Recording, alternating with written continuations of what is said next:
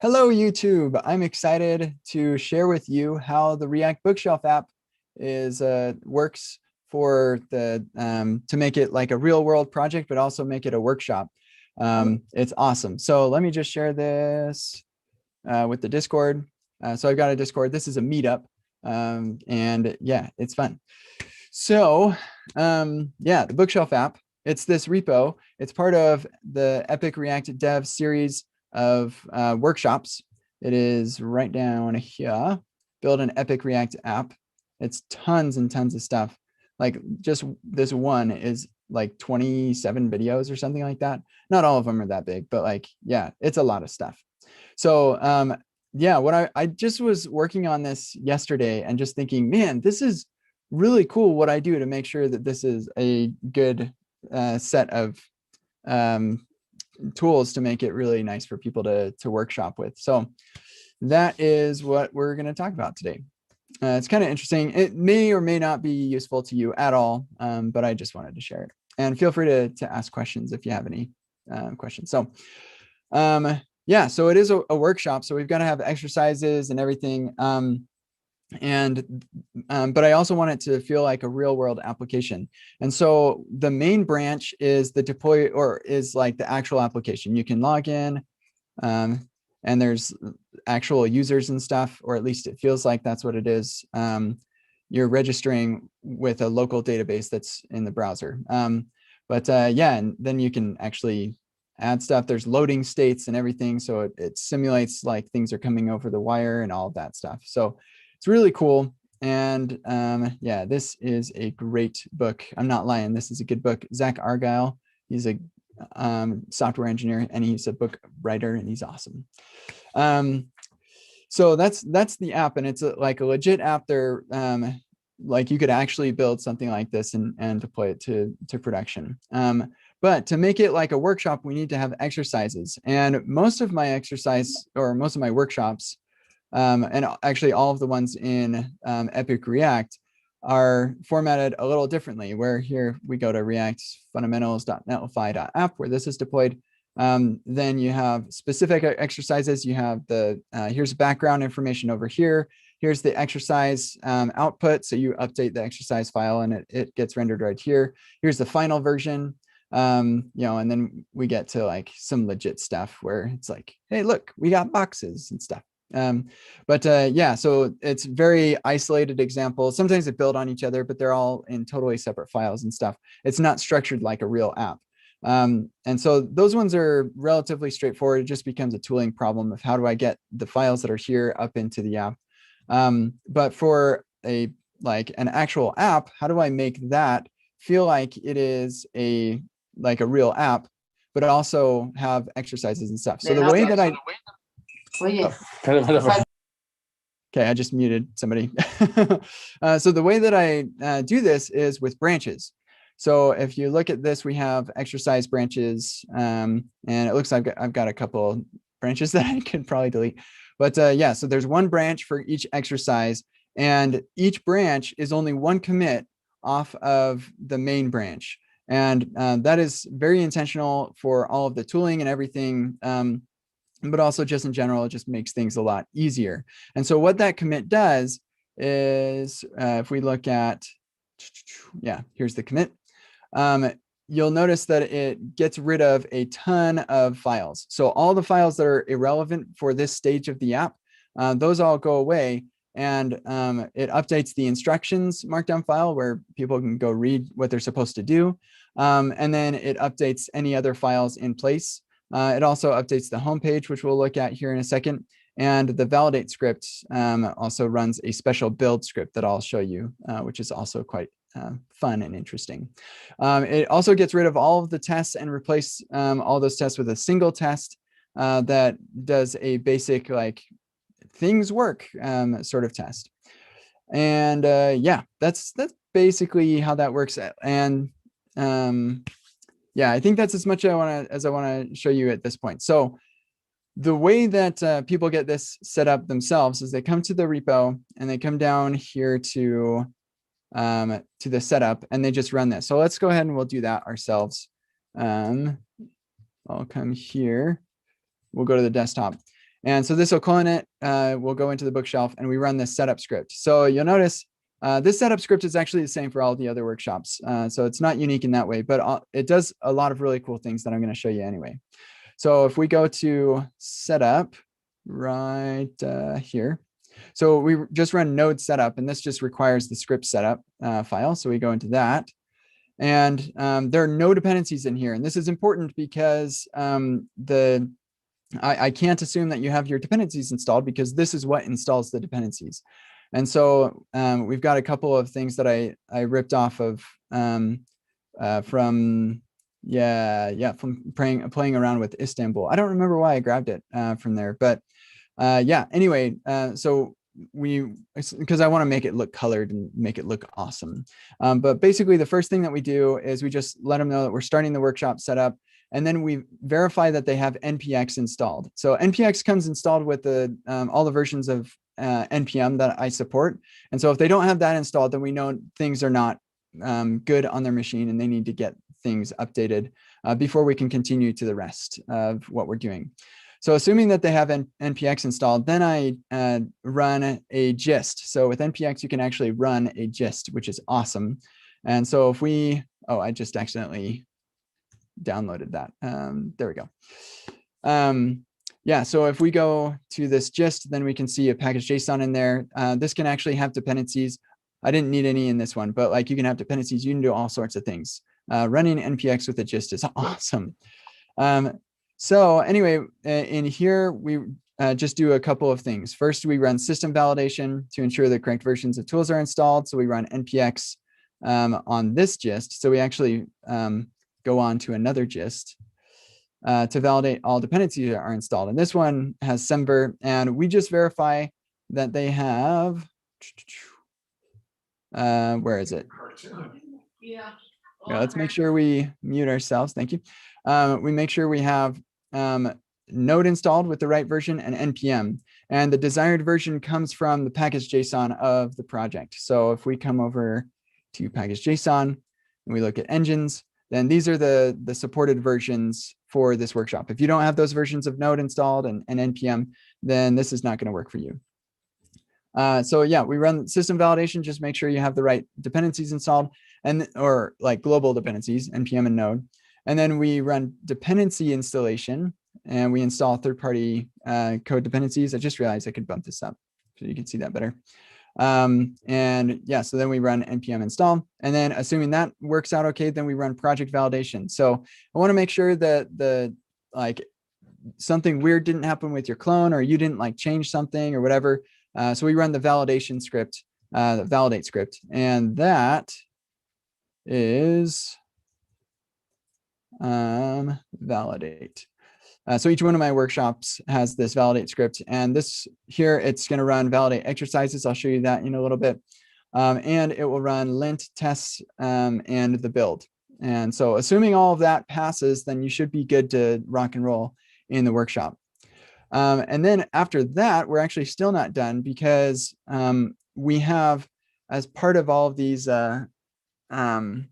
workshops, there is a step where you submit feedback and your like elaboration. So just like, here's what I learned. It's part of helping your retention. And so that's yet another gist here, which goes through all of the markdown files. And actually, I think pretty much all the files that include and em equals, and it replaces it with the email that that they provide. So I ask you for an email, and then you type it in. For the Bookshelf app, because all the exercises are in branches, we actually can't do that. So we skip that step, and we just say, hey, if it's validated, then workshop setup is complete. So that's what the setup script does, and it's awesome. I love it. I'm so glad that I spent the time to make this thing work, because now I never get complaints from people saying, oh, this isn't working. And then I say, oh, well, you have the wrong version of Node installed or whatever. So it's always very clear when people have problems, it's clear what those problems are. So that is the first thing that they do. And then in the Bookshelf app, to get started, they run node go. Now, this is actually not like a command for Node. This is they're running a file when they do this. and it's Go.js. And this uses inquirer to inquire what they want to do. So you can either change the exercise that you're working on or start an extra credit.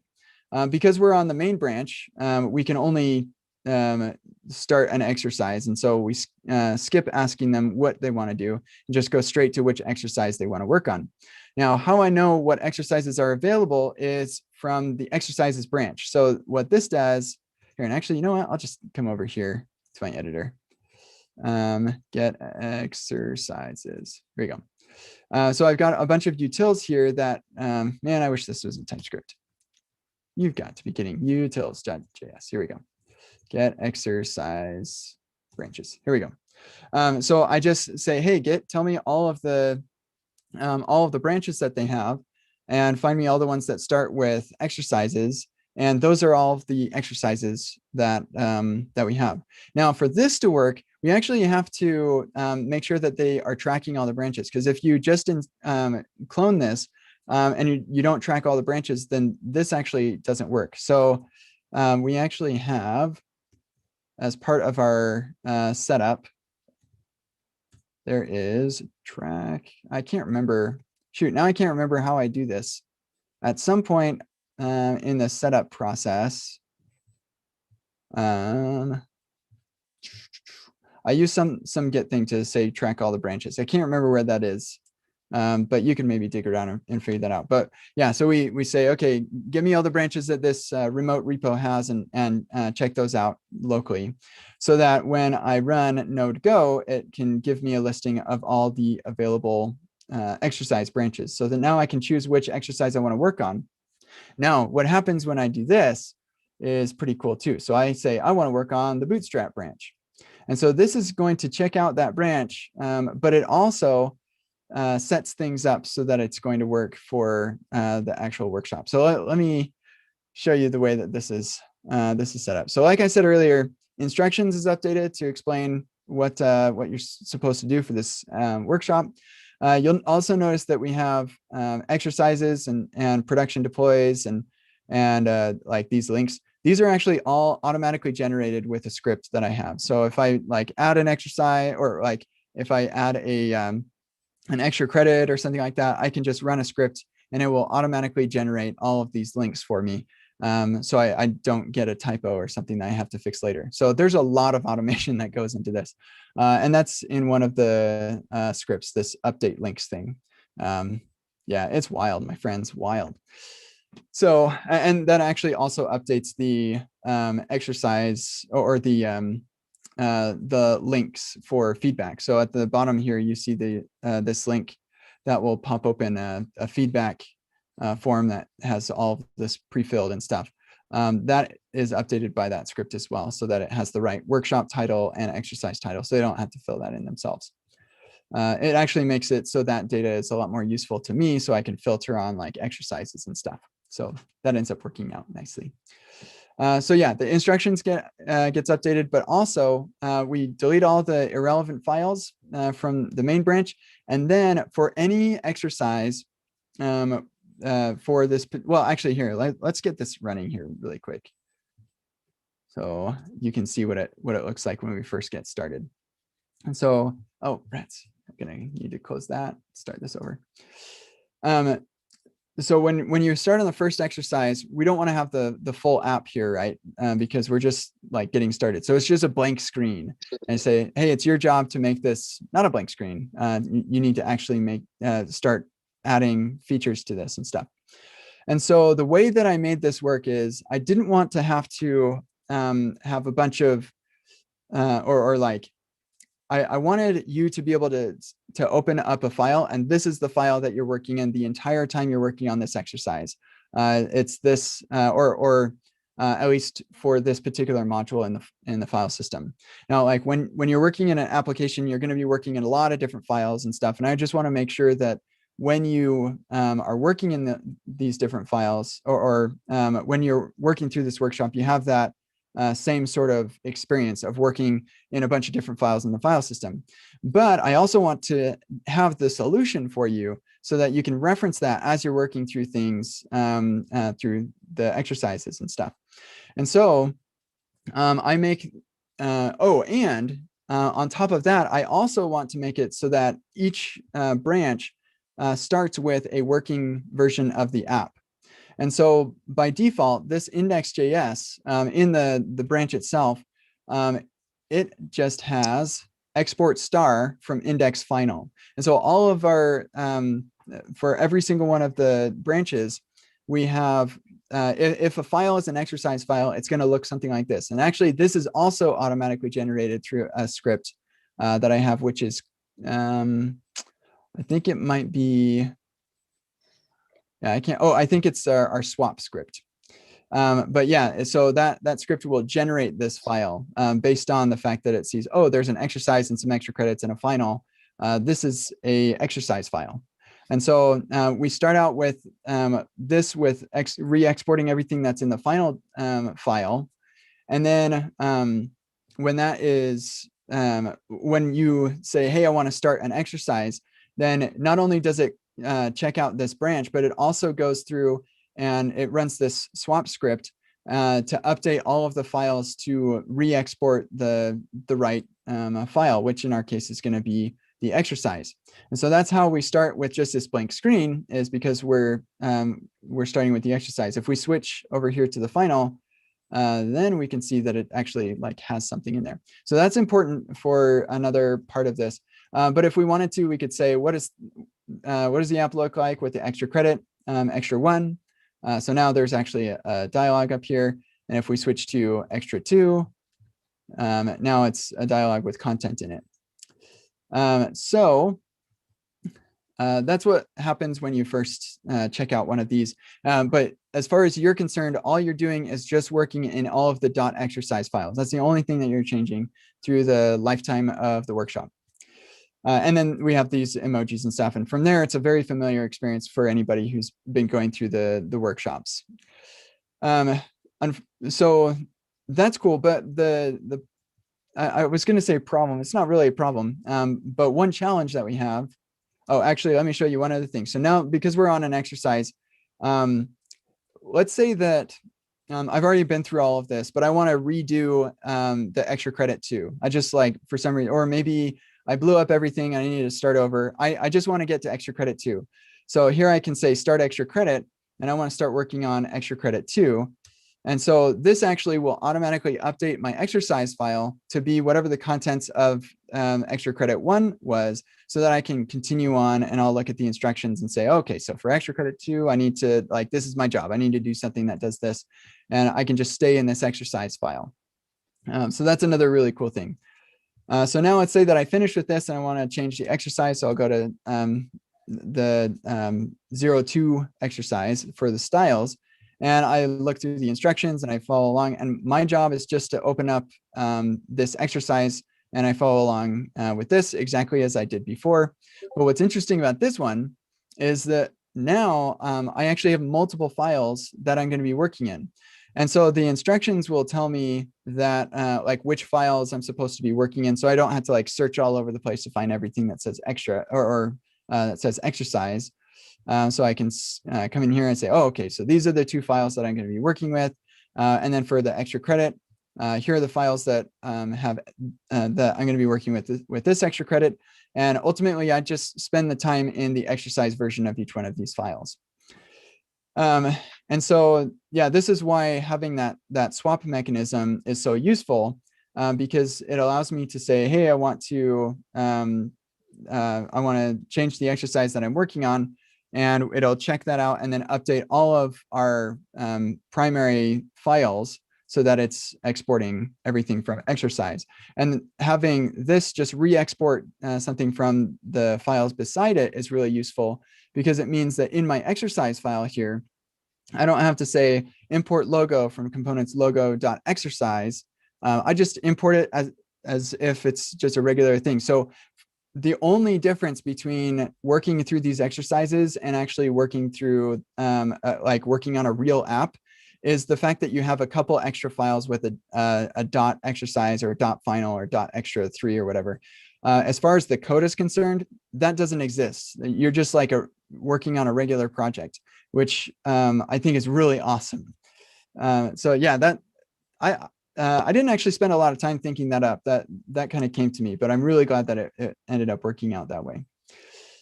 Okay, I think that's pretty much everything as far as like the way the exercises are structured and things ends up working out really nicely.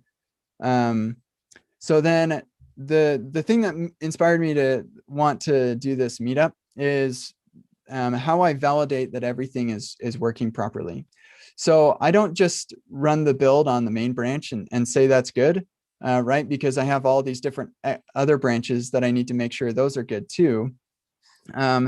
And so, but on top of that, there are also permutations of these. Like I need to make sure that what the code that's in extra 3 will work with the code that's in extra 3 in the lib, right? So what I do is I run the build on main, but then I also have a build for each branch.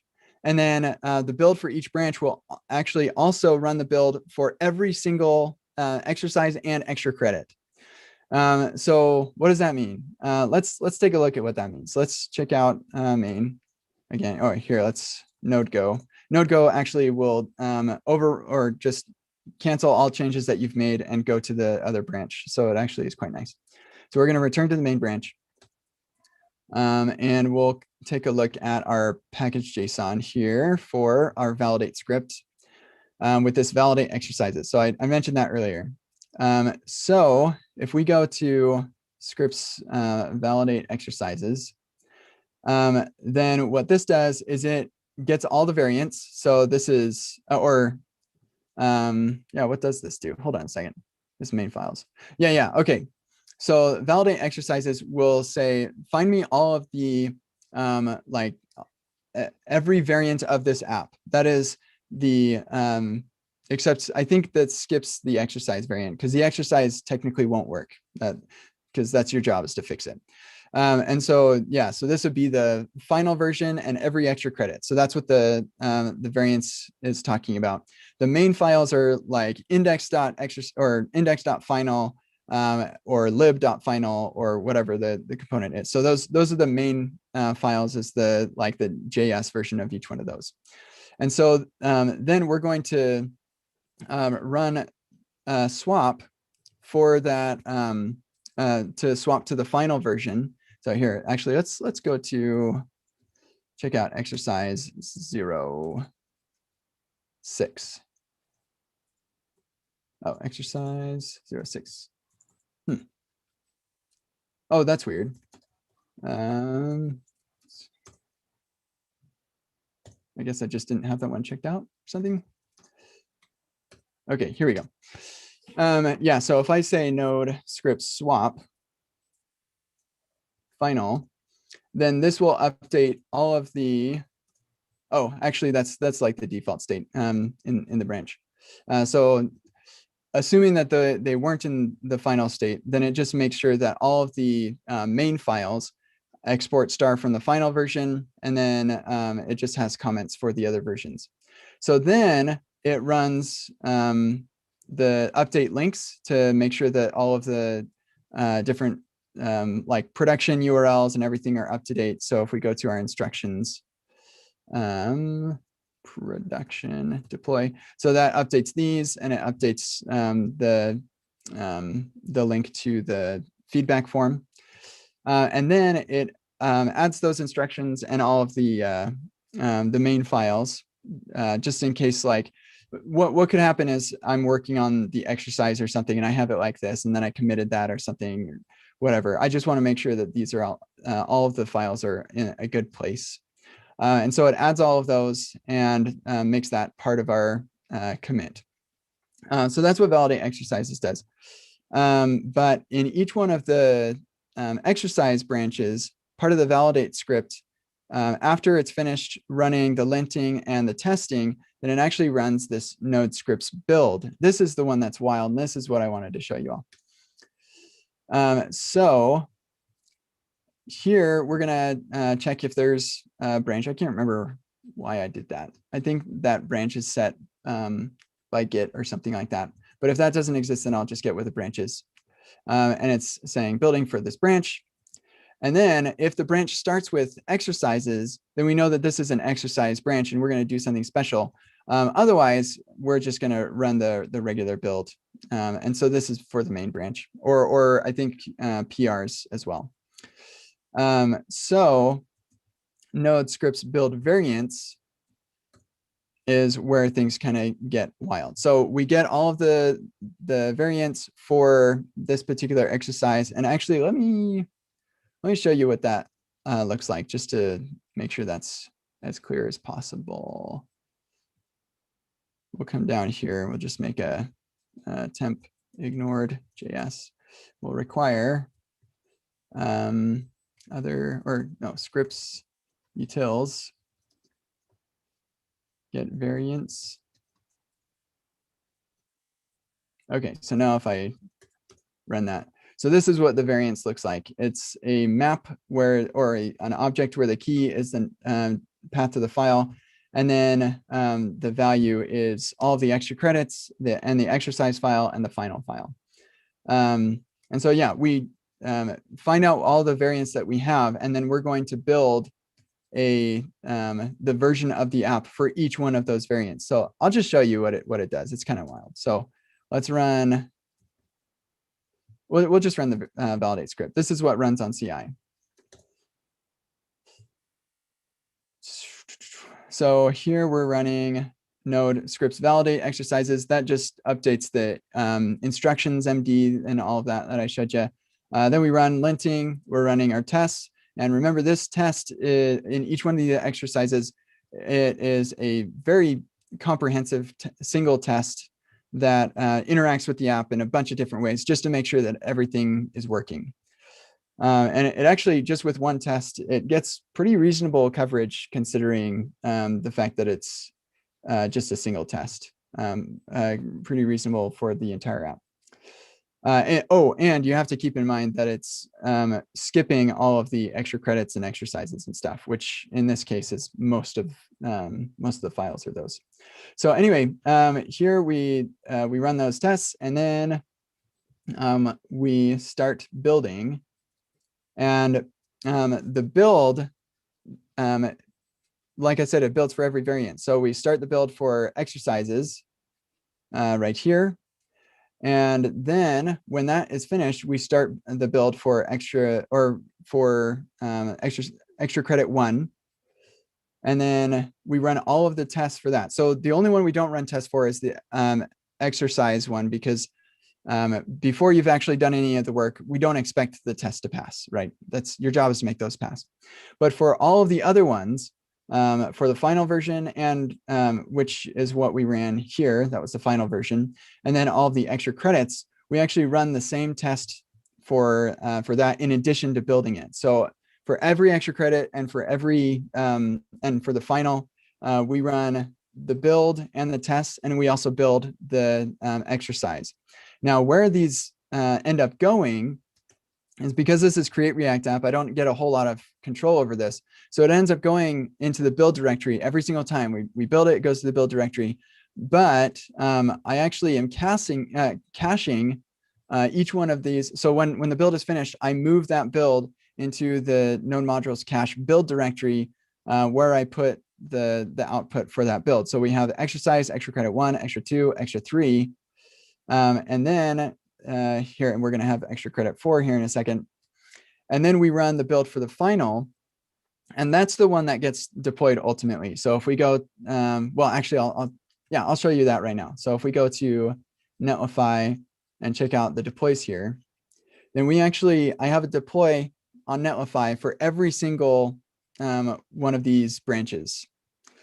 And then these are also hosted on Netlify as well. So if I go to exercise, let's see. Now here, we'll go to the package JSON. So another thing that changes with each one of the branches is the home page. I mentioned that earlier. And so we have exercises 06 cache management. Oh, and actually part of the build also updates this so that this is up to date with the right with whatever it is that we're building at the time we build it. So you'll see that /extra6. So spoiler alert right there. But yeah, so we can come over here. And so every single exercise is deployed as its own little app. And the default deployed version is the final version. But then you can also do /extra and then whatever number. And you can see what the app looks like when that extra credit is finished. So we get a deploy of every exercise, every final, and every extra credit for every one of these branches. So it's a lot of things ultimately get deployed.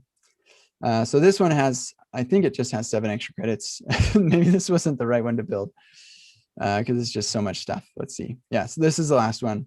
And then we'll have the final will get built as well. So it will be done here in just a second. Then you can see what the final like built version of all this stuff looks like. But yeah, so there's our extra 7. And now finally we build the final version, which is like, here's the exercise, here's the finished version, and then we've got a bunch of extra credits. So this is the finished version point. It's kind of like midway through the entire exercise. Okay, cool. And then we're gonna just run the tests again. I think we already ran the test, so we probably don't need to do that twice, but it's all right. It doesn't take too long. Okay, so yeah. Oh yeah, that's right. So I actually build this in final and put it in the final directory, but then I build it again as just like, okay, this is the last build. It is the final version, but the difference between this build and the one that says final is the homepage says /final. So you can actually be explicit and say, I want the final version. And this is also going to be deployed separately. Okay, so once they're all done, then we can go to our build directory and we'll see everything that was built with that last build, but then we copy over all of these. And so that's how we how we deploy the app over and over and over again for each one of these. It's wild. It's so cool how this ends up working. And so I get a ridiculous amount of confidence when I make changes. Now, that doesn't mean that I don't break things. I absolutely do on occasion make mistakes and stuff. But the app at least runs. I know that for sure that the app at least runs because I can come over here and I can see, oh, okay, so exercise 13 broke. And I can come down here and I can figure out why that is. And I can tell you that this one busted on exercise. Yeah, and I know exactly why this one busted. This busted on extra credit 7. And so I can go over to extra credit 7 and I can debug and figure out what's going on and fix that particular problem. And then I did, and it redeployed and it worked. So anyway, I think that's pretty much it. That's all. I just wanted to geek out over how awesome this ended up working out. I'm so glad that it worked out this way. Yeah, that's all. Did anybody have questions about that? Was it kind of fun to just watch me geek out about something so silly? I think it's kind of cool. You just go wherever we want. Return to main. Super fun. Yago at least thinks it's fun, so that's good. Okay, well, so that's it. And if you haven't taken Epic React, maybe this convinces you that I take this stuff seriously. And this is, yeah, there's a lot of stuff in here to make sure that you all have a great time. So yeah, I think I'm just gonna be done. I'm gonna go hang out and yeah, just be done. So thanks for hanging out. We'll see you all at a future meetup.